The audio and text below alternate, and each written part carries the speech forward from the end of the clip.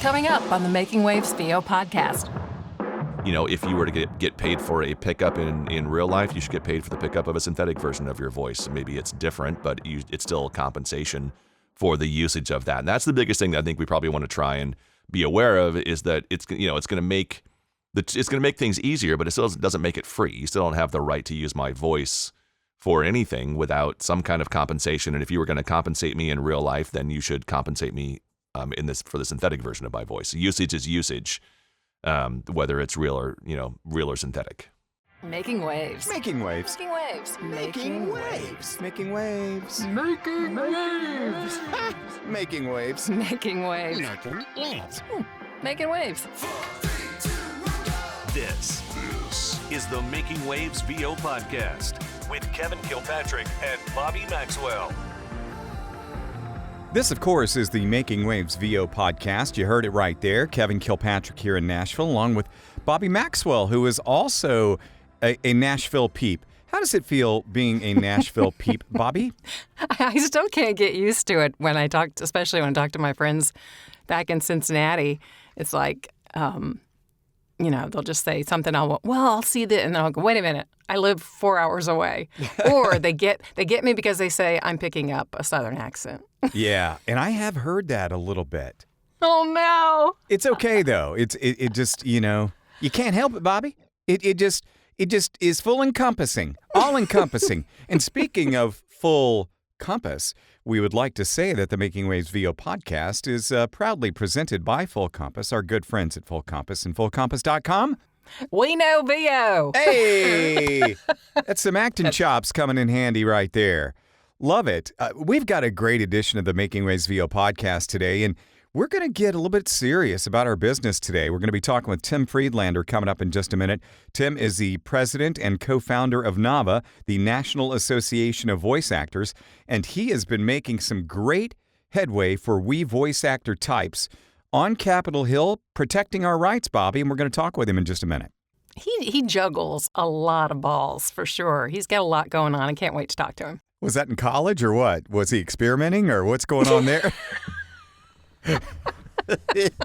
I couldn't resist. Oh, man. No, Tim is a cool guy, and we're going to be chatting with him. Look at that, Bobby. He's entered the room. He's a busy man, so let's go ahead and let him in. Here we go. He may want to turn around and go right back out. He might. Hey, Tim Friedlander has joined us. Tim, how are you, man? Good. How y'all doing? We are doing great. Doing good. Tim Awesome. is the president, co-founder of the National Association of Voice Actors. He is a voice actor himself. He's a producer. He knows all things tech. He runs his own studio. He is a man of many talents. Tim, thanks for being here. And we covered the how are you stuff. We want to get into something else, though. Before we talk about your work on Capitol Hill, there's a great story of how you got into NAVA and how you and Karin Gilfrey founded NAVA. But we want to get to know Tim a little bit first before we get into all that. Sure. So you come from a musical background. You studied music in college. If I'm not mistaken, it was Berkeley, right? No, I did up at Western Washington University up in Washington for clarinet, and then I went to Boston University for my master's. Okay, Nice. Boston. Yeah. Okay, I was thinking Boston for some reason. Yeah. Yep. Very cool. So you studied music all that time. What were you thinking when you were studying music all that time? What did you want to do with that? That's a good question. I actually kind of originally wanted to go into orchestral music, be a conductor at some point. But didn't quite do that, didn't quite take that path. And then went into education for a long time. I taught music for 12 years at private schools in LA. And then kind of went back to get my master's with the intention of going back and teaching college or high school, at least at some point. And when did you break into voiceover? The month that I graduated from grad school. So I graduated grad school in 2016 and went right into voiceover full time that fall. But I've been doing voiceover since like mid '90s. So I think I took my first classes in '96 when I was in Seattle. And started doing that, but ended up in LA in 2002, late 2002, kind of on the heels of the commercial strike of 2000, and just kind of rolled around in LA, kind of right around the changes in tech with the rise of Voice 123 in 2004 and some of the other things. And so it just kind of bounced around the voiceover world for a while, in and out of it. I'm not really doing it properly for a long time. Correct me if I'm wrong, but weren't you the original promo contest winner at Sobos? I was second year, but I was the first male to win. Yeah, and that wasn't that long ago. Look what all you've done. That was 2015. That was 9 years. That's insane. I was the promo run the promo competition that year. I actually had submitted at like 11:59 for a midnight deadline and just literally got the file in time, and I had no idea what it was and just showed up to this thing and got on stage and did my thing. So yeah. That's so crazy. So let's go back in time just a little bit. You're muddling around with VO, and you're messing around with it in the early 2000s. And there had to have been one project that you did, and you go, you know what? Maybe I could give this a go. Can you think of a project that you did that you thought, you know what, I could do this? Yeah, that's a good question. I did a ton of kind of like documentary stuff in around that time, but got out of it, and it really kind of wasn't until I'd say probably not around until like 2016. I started doing a bunch of political stuff. I was pretty heavy in the 2016 campaign, and had connected with some voiceover producers, some political producers in around that time, and that was really kind of when it kind of kicked in that I could really kind of do some of that stuff, and was pretty big in the elections over the last since then. I've done a pretty substantial amount of political work. Isn't it fun? Oh, it's great. Yeah. Oh, yeah. I love it. I was at your panel at VO Atlanta. Bobby, Oh, I was really? there. Yeah, I was there. Oh, very Yeah. cool. Yeah, I was. Yeah, Bobby does a lot of political VO. And Tim, do you, if you don't mind, if it's not too personal, do you pick a side when you do your political VO? Yeah, I tend to be more like the Democratic, independent side of things. Okay. When I do my work, and that's which I think Bobby, you talked about this at your panel was that there's very much a space for everybody to be able to do the things that they believe in without feeling forced to do sides they don't want to do, and then those who do want to do both sides have the ability to do that as well. But I think it's kind of nice in the political sphere at least to be able to to work on things that you kind of align with. So you're planning on some really, really busy months coming up. I'm hoping on some really, really busy months. We'll see. And me too. I'm trying to get some of that political pie is what I call it. And I'm doing an onslaught of marketing in the next couple of weeks here, actually. And, oh, nice. Yeah. Very cool. I want to be ready. And I side on the same side as you, Tim. And I think I can, be much more passionate about, what I'm talking about in terms of that. Yeah, I mean, and I guess in general in VO anyway, I think that's kind of we have some permission more these days to align ourselves with things we want to do, with products we want to do, with commercial stuff that we want to do. I think people have a little bit more empowerment to be able to say, you know what, I can turn down this job because it's not something that I align with, especially in a lot of the new, I don't know, in the kind of the general social and economic climate that we're in. There are some products people don't want to be aligned with. Sure. So to digress into politics, but yes. Yeah, no. That's totally okay. And so does that mean you align yourself with bull riders? Because I remember you winning the Silvis Award for the CBS promo. Exactly. Yeah. No, I did. I mean, I'm from a farm in Idaho. I grew up on a farm. We had our fair share of cows and bulls and all that stuff. So I align myself with the sport. It's kind of fun. Yeah. Well, seeing you in your slick studio several weeks ago, and I'm like, I do not see this guy riding a cow anytime soon. Yeah, right. Yeah. No, I grew up on a farm, had my, definitely had it, had horses and stuff, and it was fun. Yeah. I bet you missed it being in LA. It's interesting. I went from one of the smallest towns in the country, like a little town of 207 in Idaho, all the way around and down the coast to like the biggest metropolis I could find, So it went from one extreme to the other. Hang around. We'll be back shortly. This is Katie Lee, and you've got the best VO podcast in all of the land right here. The Making Waves VO podcast with Kevin and Bobby. Enjoy. Oh, Bobby, vacation season is upon us. A lot of people are going to be going on vacation, and a lot of us voice actors need to take travel gear with us. And good thing our friends at Full Compass have everything you need for traveling, like the iRig. Bobby, you know about the iRig, right? I do know about the iRig, but I am an Android person. But you have an iPhone, right? Yes, I have an iPhone, and a lot of people do have an iPhone. And if you go to fullcompass.com, just go into their search and just type in iRig, all one word, and all the products come up. And you're going to see all the different varieties of iRig things they have, which are great for traveling. They're compact, they're portable, they provide you with good quality sound. If you need something small and compact and sometimes emergency situations, they're going to have it for you at Full Compass. Yeah, speaking of compact, I use the Focusrite for the road, the Scarlett, and it's just so tiny. I can put all of my gear in just a little carry-on case that I kind of shove underneath my feet on the plane. So they have the Scarlett, they have the 2i2, the 3i3.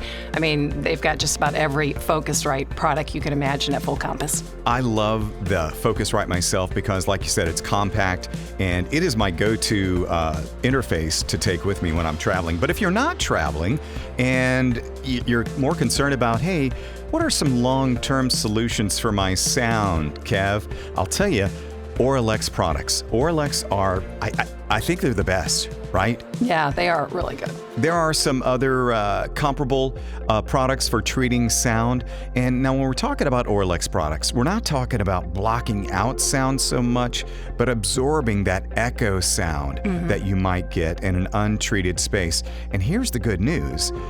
For a limited time, Full Compass has some Auralex products on sale. So again, go to the search bar in the Full Compass page and type in Auralex. Let me do it right now so I can do it along with you. A-U-R-A-L-E-X, Auralex. And all these wonderful products come up, pages and pages of wonderful products. And some of them, Bobby, are on sale. Ooh. Well, you know, Full Compass always has the low price guarantee, so that's always a great thing. They have free shipping on anything over $49, which if you're getting a whole road gear kit, you know, that's covered right there.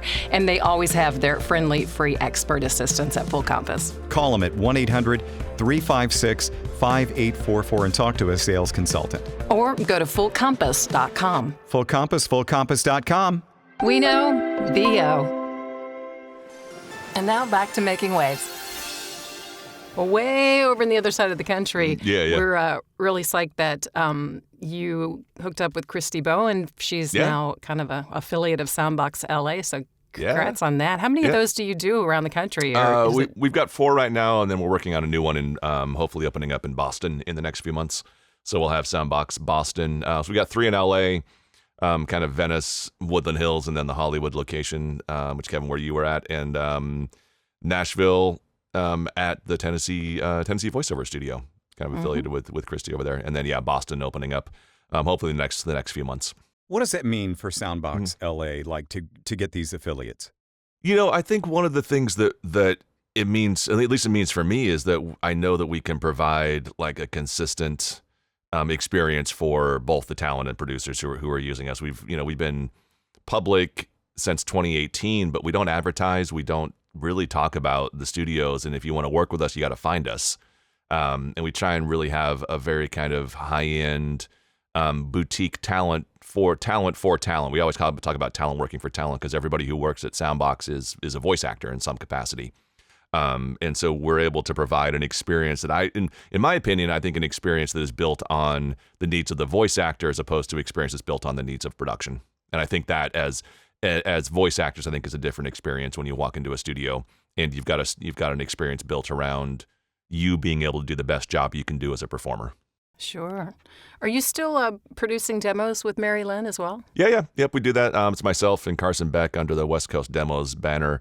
And we do that. We do a few like West Coast demos a year. We do probably 3 or 4 a year on our own. But we, at least our process is slightly different for West Coast demos. So we work with one client at a time from start to finish on the process, which sometimes could be, a few months, depending on how we work through that process. And because we wanted to be very, again, kind of that boutique, walk somebody through that experience. So when working on a demo, when Carson and I are working on a demo, we're focused on that one demo client for the duration of the project. I always like to ask demo producers, do you do your own or do you go to somebody else? I go to Carson. I let Carson do my own. No, I do. The last couple I've done, I've actually done with Dave Walsh. So I worked with Dave Walsh to do my demos, but I haven't updated anything in a while. So I think, as an actor, it's time for me to update my own demos. But I also have, I've been pretty busy doing other non-voiceover things for the last couple of years. So it's been, it's been an interesting journey, through the whole process. The VO has taken the backseat to most everything else that I do currently. So. Well, that's a perfect segue, Tim, into Mr. Friedlander Goes to Washington. Yes. Tim, again, president of the National Association of Voice Actors. And Tim, pretty much everybody knows that listens to our podcast and that are involved in the VO community, that you started NAVA for health insurance reasons, which is amazing. Yeah. And we're also grateful for that because independent contractors, we don't work for big corporate. We don't have access to good health care unless we spend, $2,000 or $3,000 a month sometimes. Not only that, but you are trying to protect the rights of voice actors, especially in terms of artificial intelligence. Can you please tell us about your recent trip to Washington? Yeah. I think we started out trying to advocate for voice actors very specifically, and that's still very much our goal. I think we've learned that this is not just an art, not just a voice actor concern, but a general creative artist concern in this country, or in the world, really. But yeah, our focus has definitely been on voiceover. And we went to DC. We've gone to DC twice now. Once in the fall of last year, and then once again a few weeks ago, to speak specifically about two bills that are up. When we went in the fall, we were speaking about just general concerns about voice actors that we as voice actors have in regards to new emerging technology that is out there. And then this time around, we were there very specifically to discuss our support of two bills, which is the No AI Frauds Act and the No AI Fraud Act and the No Fakes Act, which are one bill in the House and one in the Senate, which, amongst other things, would specifically address making voice an intellectual property right, which is something that currently does not exist on a federal level. We as voice actors or anybody with recorded audio has a variety, because patchwork of state laws, right of publicity, biometric laws, data privacy laws, but nothing that specifically allows us to own the rights to our voice, to the sound of our voice, which is what we're advocating for. How hard was it to get those meetings set up in Washington? This has been the easiest thing I have ever done in my entire life. What? It is absolutely insane. This has been absolutely the easiest thing. It is not easy to do, but it is the easiest thing we have done. We got connected with a lobbying firm in the fall of last year through a lawyer contact, and they're also the lobbying firm for SAG-AFTRA, and they have done they're very much artist forward and artist friendly, and have done a great job of championing our ability to learn. I mean, none of us said, I literally bought my first suit last fall when I was to go to DC. So, this is not like Farm this boy is, from Idaho doesn't need a suit. Yeah, don't need a suit. I mean, Matthew Parham, our operations director, and I, went down to Santee Alley in downtown LA to get some suits made before we went to go buy some disposable suits that would last us for one trip. We literally had never bought a suit, and I never had to buy a suit in my life. I've had a jacket and stuff, but whatever, nothing like actually having a suit. So learning how to navigate this industry, learning how to navigate politics. I mean, it's amazing. The government's run by 24-year-olds with tattoos and piercings, and it's amazing. Wow. You walk in and you're talking to people who know the current climate. They know the tech. They use the tech. And to be able to have that conversation with people like that who are going to actually understand the dangers and the ramifications and the advantages and all of the great things that could happen and all the bad things that are happening with this tech is really cool. And then to go back and get a chance the second time to go back and walk in with, kind of armed with 6 or 7 months worth of experience and data and, changes in the industry and changes in the tech, to be able to walk in and have a very, educated conversation with a lot of these people this time around was really interesting. And not, the very first meeting we had in the fall, we were like, nervous and scared, like our hands were shaking. We were trying to talk. And then after that first meeting, it was a piece of cake. Because, we're talking about something that we believe in and that we're, subject matter experts in. There's nobody can talk about voice actors' experience with this tech than voice actors who are experiencing it. This is the Making Waves VO podcast with Kevin Kilpatrick and Bobby Maxwell. I, on the other hand, am Eric Romanowski of Ear Blowing Audio, and I don't know the first thing about podcasts other than that you should keep listening to this one. And you have the AI writer on the Nava website, which is great. Thank you so much for doing that. Absolutely. Make sure you get the new version. 3.5 is up, so if you don't have a new version, make sure you get the version that's there. Some clarifying language and some other fixes that we put in there. Very cool. Now, Tim, where does everything stand in terms of your meeting and what will be happening next? This is a very, very bipartisan issue. It's not, you're not looking at this from one side or the other. Very supportive. The chances of these bills passing are very high. The chances of them passing before the election are very low. And depending on what happens in the election and what kind of government we get after the election, I don't know that we'll see anything happen before the end of this year. Very likely that they'll come up and be kind of early on the docket in the beginning of next year is our hope. I think there are some, there's some more important things, not some more important things. There are some more pressing things that are going in around privacy, around the election, around data transparency and labeling for the election that's coming up, which I think is more important.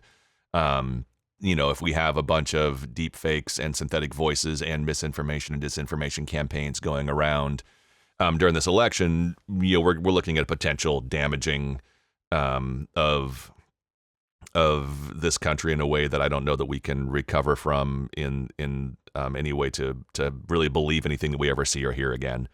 And for all of us who are doing political work, none of us want to have our voices stolen and being the voices of a campaign we didn't approve of or being a voice of a disinformation campaign, right?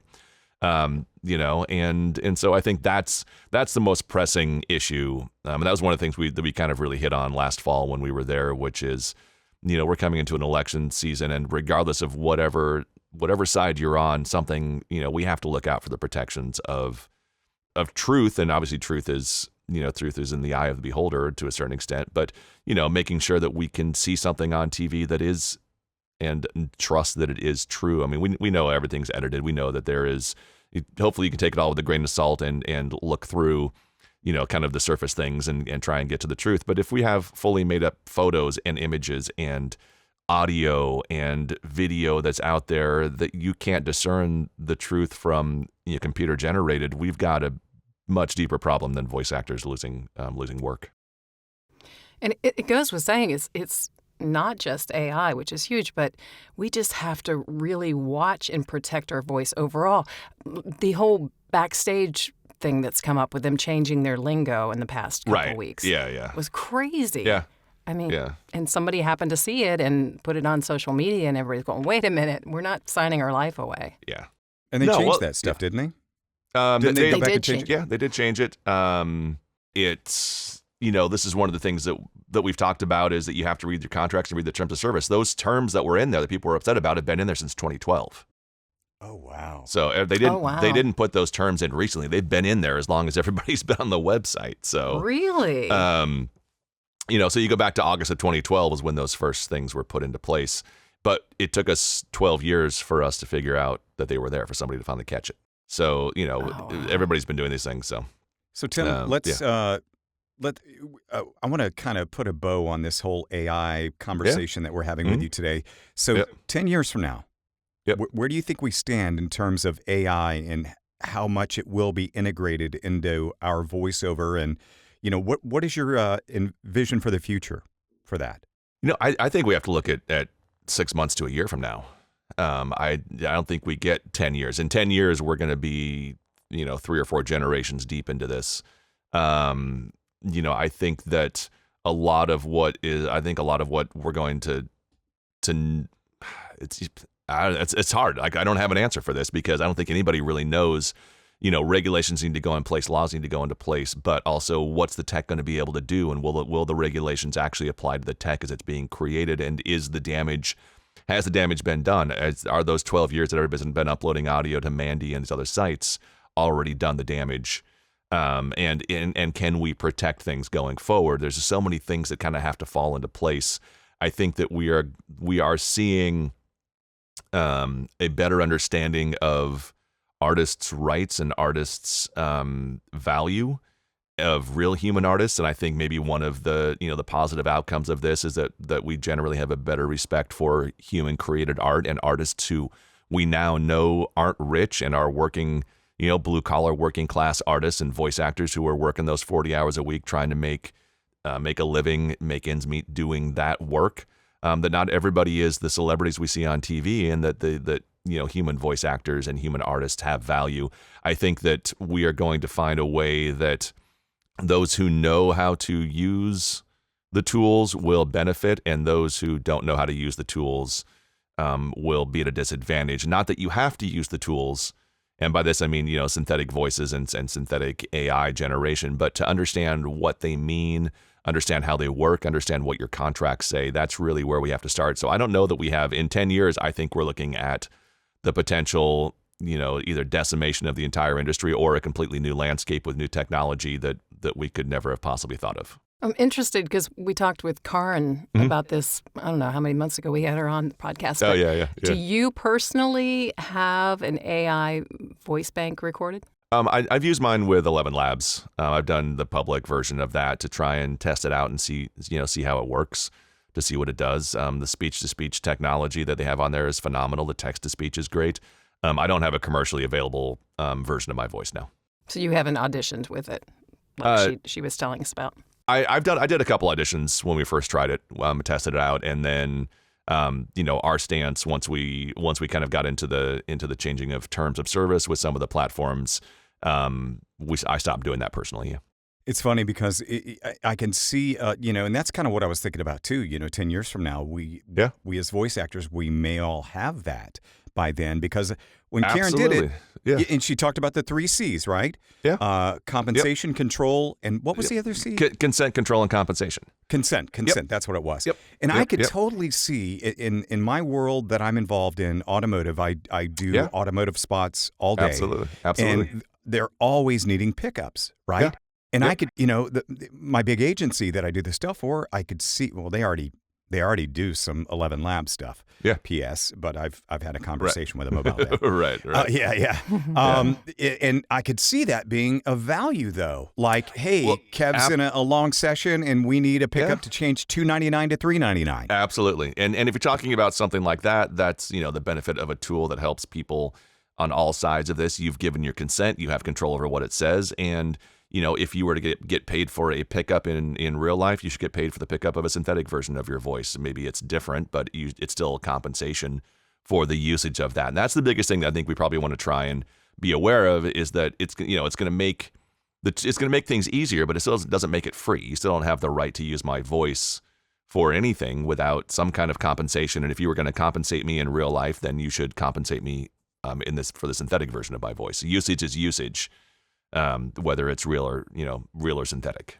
But that's an absolute, what about the potential of having a synthetic version on your website? Instead of doing auditions, a client can just go to your website, type in the script they want to hear, and listen to you. What if an entire agency never have to send in auditions? All you do is a client goes there, they type in the script, and they can hear it in every single talent that's on the website. It may not be the best, some people may opt out of that. Are you going to get a performance that is exactly what you want? No, but will you hear the sound of somebody's voice and say, yeah, that voice print is what I want. Let's get the real human in here to do that. And that's possible. That's all stuff we've heard people talking about. Don't go anywhere. The Making Waves VO podcast returns in a moment. Hey, it's Amanda from Amanda Utter VO, and you're listening to the Making Waves VO podcast with my friends, Kevin and Bobby. Thanks for listening. Full Compass is your one-stop destination for cutting-edge audio, video, and lighting solutions. With nearly 50 years of industry expertise, we offer a vast selection of high-quality equipment, from microphones, recording interfaces, and software, to audio accessories, monitors, headphones, and other pieces to help you find your ideal sound. Our trained product experts are here to help every step of the way with unmatched customer service. You'll also get free same-day shipping, flexible financing options, and a low price guarantee. Visit us online at fullcompass.com or call 800-356-5844 today. Now, back to the podcast. So we have a lot of newer voiceover talent who may not even landed a job yet. Yeah. What would you, as the president of NAVA, what would you tell a new talent is the biggest benefit of joining? The biggest benefit we have right now is some kind of centralized resource and a community that can help you navigate this new industry that is not always easy to navigate. There's a lot of misinformation and disinformation. There's a lot of questions about pathways, and if I want to become a member of SAG-AFTRA, how do I do that? That joining NAVA gives you access to a community that can help guide those answers and that information that you may not get before you become a union member. That's one of the, I think for me, that's one of the biggest things that I think is kind of bridging this gap between the union and non-union world in a way that provides fair and balanced information about these different paths that you have in your career. And that sweet swag, yo. Sweet swag, yeah, exactly. Are you a signatory?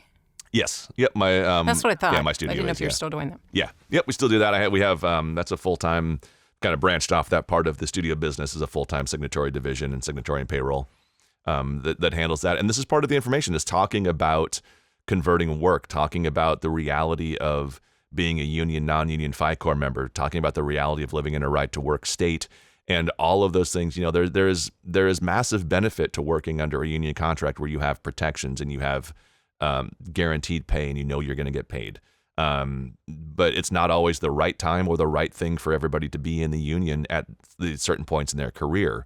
So part of that is knowing when is a good time to go, when should I stay here in this non-union world, and when do I go that's going to benefit me more? And the more we talk about that, the more people can realize, the benefits of working under a union contract and the benefits of not going into the union too early, so that it damages your career and you can't actually build a career. Because it's a very hard discussion to have somebody to say, are you willing to turn down a six-figure career to go into the union where there's no guaranteed work? It's a very, very hard thing to convince somebody to do. Turn down all of your clients. So converting work, you can, as a signatory, you can convert work. You could become a full union member without having to turn down that 6 figures worth of work, or maybe you turn down, 10% of it, but not all of it. There's lots of options. It's not just a binary black and white union, non-union discussion anymore. Cool. And what about FICOR? FICOR's in there, absolutely. And I think, as people, if you can have an honest discussion about FICOR, about the advantages and disadvantages and what it means to go FICOR and all of those things, and that a lot of the reasons people go FICOR is so they can keep this non-union work they've been doing. And if there is a way, more people we talk to when we have this discussion and they say, oh, well, I can just convert all this work, they make the choice that I've seen, at least recently, is they're able to make the choice to go full union and convert the work instead of going FICOR and trying to do both the union and non-union work. Well, Tim, we're only going to keep you a couple more minutes. I know you're up against I got plenty of time. Plenty of time. Okay, good. No, talk it. Yeah. Very cool. Well, good, because I got a couple more questions. Yeah. So we're kind of, wrapping up the AI talk. I want to get back to you for a second. Let's strip away all the ancillary stuff you do. You're producing, your involvement with SAG-AFTRA, the NAVA, just you at the heart as a voice actor. What are your goals and dreams in the voice actor space? I don't know. It's a good question. I tend to follow the path of what is working as opposed to necessarily where you're getting. where necessarily I want to be. Definitely one of the things that I want to do. I really want to be very active in this political season coming up, and part of that is making sure that I can get out and do the promoting and stuff like that. I mean, we go to DC and we go to conferences, and I'm out for 3 weeks out of the month. I'm heading to Brazil. This coming on Saturday to speak at a conference about AI, on computer machinery conference. Talk about AI and voice actors and concerns like that. So it's it's trying to just make sure that all the things that I've kind of put in place over the last 9 or 10 years can keep running. Make sure the studios keep rolling. Really kind of build that up. I'd love to be doing more voiceover work, but it's when I'm gone and not auditioning for 2 weeks at a time, it's tough. It's tough for my agents to do the job that they need to do to get me out there and getting that work. And it's tough for, me to keep doing it as well. So. Hi, everyone. This is voice actor Karin Gilfrey, and you're listening to my awesome friends, Kevin and Bobby, on the amazing Making Waves VO podcast. Oh, I wanted to remind everybody, if they didn't know, that you co-founded the voiceover resource guide, right? I currently own it with Jay Preston. Yeah, we actually took it over. It was founded in '88 by Dave over at Dave and Dave's, and we took it over about 2 years ago. It had been sold. They sold Dave sold the studio, and along with the studio, when he sold that, came the voiceover resource guide. The new owner didn't have the ability or the drive to kind of run it the way it needed to be run. So yeah, Jay Preston and I took it over about 2 years ago now. Great. If there's new talent listening, I mean, Yes. Go check it out. It is so worth it. And the new website is phenomenal. There's a full map search on there, so you can go in there and just say, here's where I am, and is there a studio in my area? It's pretty cool, actually. Yeah. Love it. Tim, this has been a great conversation, and, Awesome. and we certainly appreciate your time and your generosity to the voiceover community. Wait, did you just recently celebrate a big birthday, by the way? Yeah, that I did. Is that okay to yeah. mention? Yeah, 50. Go Hey, figure you that young one. whippersnapper. Yeah, I got you by 5 years, my friend. Okay, awesome. So honestly, I was telling Bobby earlier, I was like, I didn't know Tim was that age. I figured, mid 40s maybe. Yeah, And that's not, I ain't blowing smoke or nothing. I just, I'm being legit. Well, when you mentioned Mr. Friedlander Goes to Washington, I immediately thought Tim as being Jimmy Stewart. Yep. Oh, that's funny. Did you? My follow-up question to that is: Did you by chance receive any random whiskey in the mail? I did. Was that from you? Did you not know who it was from? He didn't know. It didn't say who it was from. There was nothing in there. Oh, No, there was nothing in it. dang it! Did you drink it because you didn't know who it came from? No, I'm saving that for something. So I was waiting until I figured out who it came from. Yeah. Okay. Yeah. So that's hilarious. Yeah. Yeah, because we had the conversation when I was there at your studio about bourbons and different things like that, and and I saw that it was your birthday, and then I just that's a gift from the Making Waves VO podcast Oh, that's for your awesome. birthday and for whatever you're doing for the Thank voiceover you. industry. Redbreast 12 is one of my favorite all time. Have you had that before? No, never had it. No, it's awesome. And I got it, and I literally looked through, pulled the box apart, went through everything, took everything out. There was nothing. There was a label on the front, and it said fragile, and that was all that was there. You know what that reminds me of is when we were in radio, Kevin, we used to get gifts from listeners, but Oh, it's wow. like you dare not eat those cookies. You don't know where they came from. Right? They got the anthrax. Ooh. Whoosh. Yeah, no kidding. Oh, no, it Holy was cow. funny because I was telling Bobby about that, and I'm like, it shows it was delivered. I was like, but I didn't get a thank you. My feelings are just slightly hurt. That's hilarious. No, I pulled that thing out. I went there and I asked somebody. My other friend was like, she was being very cryptic. She's like, hey, there's something coming for you. So I assumed it was from her. And then I thanked her for it, and she was totally confused. We had this whole discussion about bourbon and whiskey, and she had no idea what I was talking about. So I'm glad we came on this podcast just for that piece of information. Yeah, for 'Cause that sure, was really man. the most Well, I important thing told right Bobby there. I was going Now to drop it on you today, just in case. Oh, that's awesome. I didn't know if it was going to be yeah, Kev, I got it. Thanks. Yeah, whatevs. no. Oh, that's awesome. No, I appreciate it. That's great. Wow. He's kind of stuck up. But man, I'm telling you, I discovered that man. in Dublin Nice. a couple of years ago. And then I found out when I got to the States, they sell it here in the States too. But it is a fine, fine whiskey, man. Nice. It is. Awesome. It's just got a hint of smokiness to it, but it's so smooth and so easy. And it's been aged for 12 years. Nice. Yeah. Nope. We saw it. I'll be saving it for a special occasion. It's sitting on the shelf.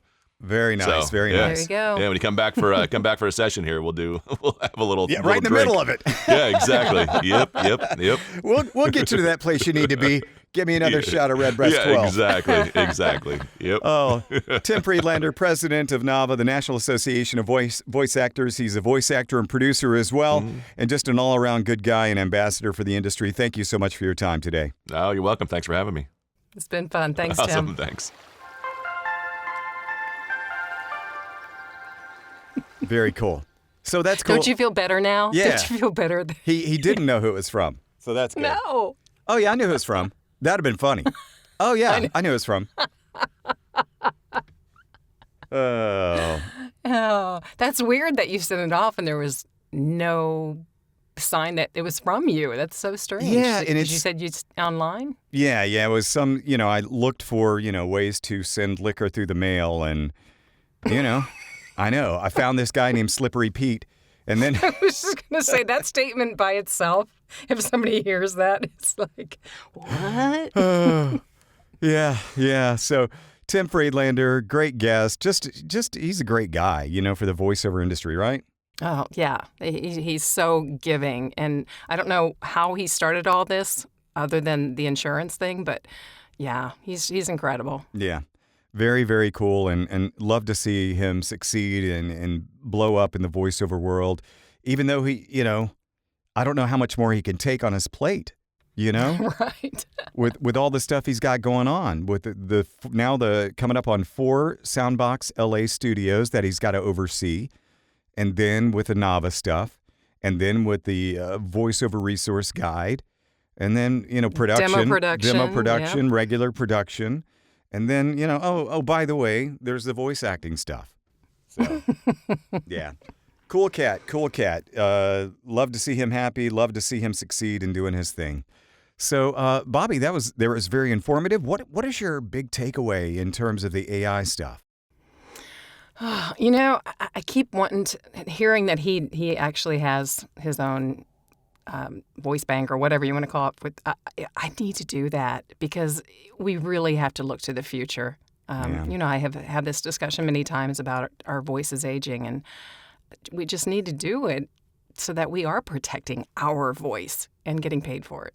I love that. And once when Karin was on, that time several months ago, and she was talking about that, the 3 C's: consent, control, and compensation, and how she's used. I'm like, okay, now I can see that model.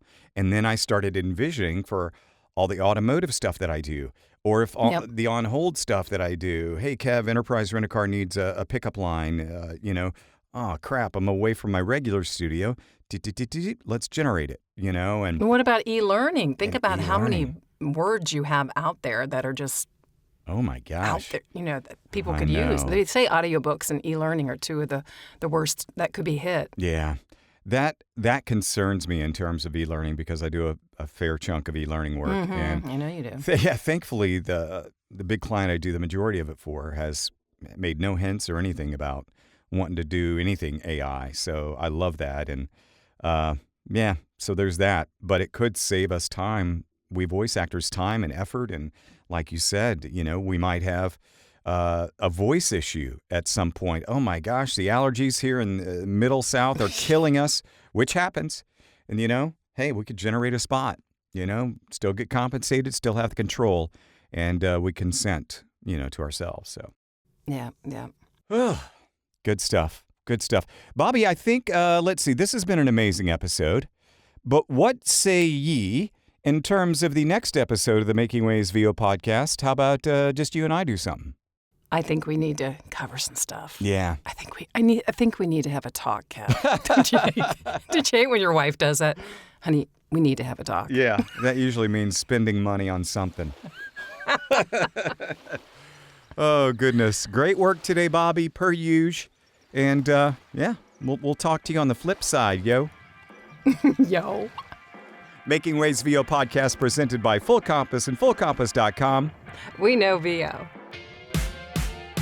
The Making Waves VO podcast is produced by K2 Media Productions with hosts Kevin Kilpatrick and Bobby Maxwell. Sound design and editing by Jason Traver. Production assistance by Lacey Deline. Publicity and social media by Shannon Scott and Silas Phillips. Be sure to subscribe to the Making Waves VO podcast on your favorite platform. For all episodes, merchandise, gear, and more, visit makingwavesvo.com. Until next time, I'm AJ McKay. Keep making waves.